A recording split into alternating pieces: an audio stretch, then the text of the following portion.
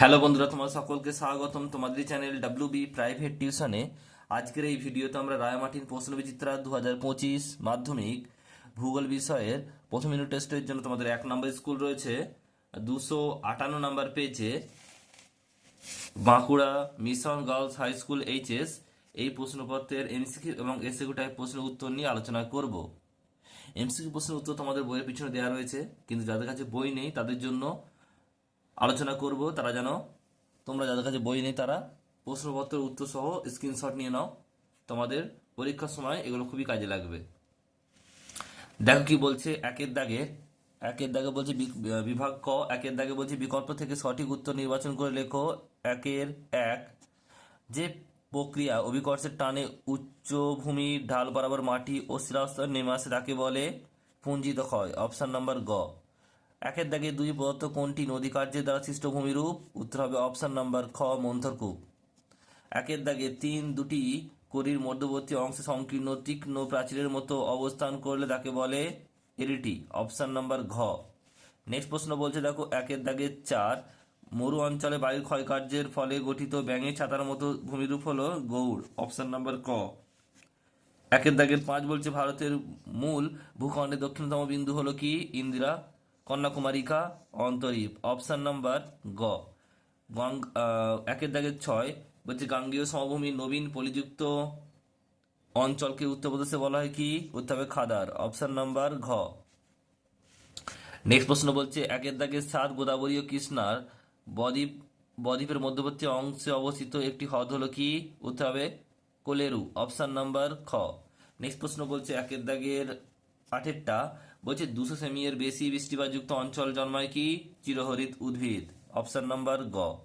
এবার দেখো রয়েছে বিভাগ খ, এসিকিউ টাইপ প্রশ্নের উত্তর। একেরটা কি বলছে দেখো, নির্দেশ অনুসারে নিম্নলিখিত প্রশ্নগুলি উত্তর দাও। দুই দাগের একে, নিম্নলিখিত বাক্যগুলি শুদ্ধ হলে সু আর অশুদ্ধ হলে অ লেখো। দুইয়ের একের এক, জলপ্রপাত বলছে জলপ্রপাত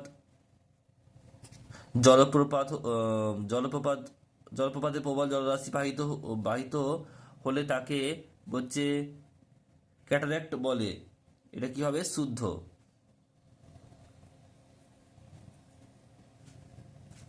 নেক্সট প্রশ্ন বলছে দেখো একের দাগ দুইয়ের একের দুই, মহাদেশী হিমবাহে বলছে বাঘসুন দেখা যায়।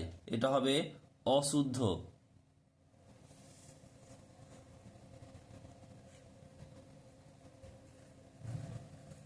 কেন কি?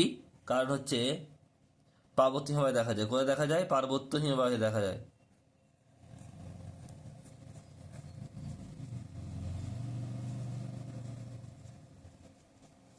নেক্সট প্রশ্ন দেখো রয়েছে পরেরটা, দুইয়ের একের তিন, বায়ুপ্রবাহের গতিপথের সঙ্গে আড়াআড়ি ভাবে যে বালিয়াড়ি গঠে তাকে বলা হয় কি? অনুদৈর্ঘ্য বালিয়াড়ি। এটাও কি হবে?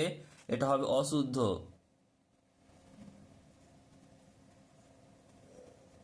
তাহলে এখানে এটার জায়গায় লিখবে মহাদেশীয়, এটা হবে না, পার্বত্য হিমবাহ হবে। আর এখানে দেখো যে বলেছে যে অশুদ্ধ, এটা হবে এখানে আড়াই হয়ে যাওয়া তাকে বলা হয় কি? অনুদৈর্ঘ্য নয়, এটা কি হবে? তির্যক। এটা হবে তির্যক, তির্যক বালিয়াড়ি। নেক্সট দেখো পরে রয়েছে পরের প্রশ্ন বলছে দেখো দুইয়ের দাগে দুইয়েরটা উপযুক্ত শব্দ বসে শূন্যস্থান পূরণ করো। একেরটা বলছে অবরোহণ পদ্ধতিতে ভূমিরূপের উচ্চতা ড্যাশ পায়। কি হবে এখানে? উত্তর হবে হ্রাস পায়। নেক্সট প্রশ্ন বলছে দেখো আন্দামান নিকোবর দ্বীপপুঞ্জের সর্বোচ্চ শৃঙ্গের নাম কি? এটা উত্তর হবে স্যাডল পিক। ফলাকা ড ল স্যাডল পয়সই ক, স্যাডল পিক। নেক্সট প্রশ্ন রয়েছে দেখো এরপর দুইয়ের তিনের একটি বা দুটি শব্দের উত্তর দাও। একেরটা কি বলছে দেখো, দুইয়ের তিনের এক, দক্ষিণ ভারতের দীর্ঘতম নদীর নাম কি? উত্তর হবে গোদাবরী। এরপরে প্রশ্ন রয়েছে দেখো শীতকালে ভারতের কোন দিক থেকে মৌসুমী বায়ু প্রবাহিত হয়? উত্তর হবে উত্তর পূর্ব।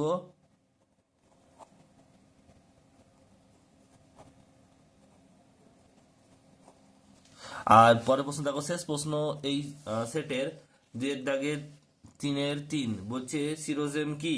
কি লিখবে? ভারতের ভারতের মরু অঞ্চলের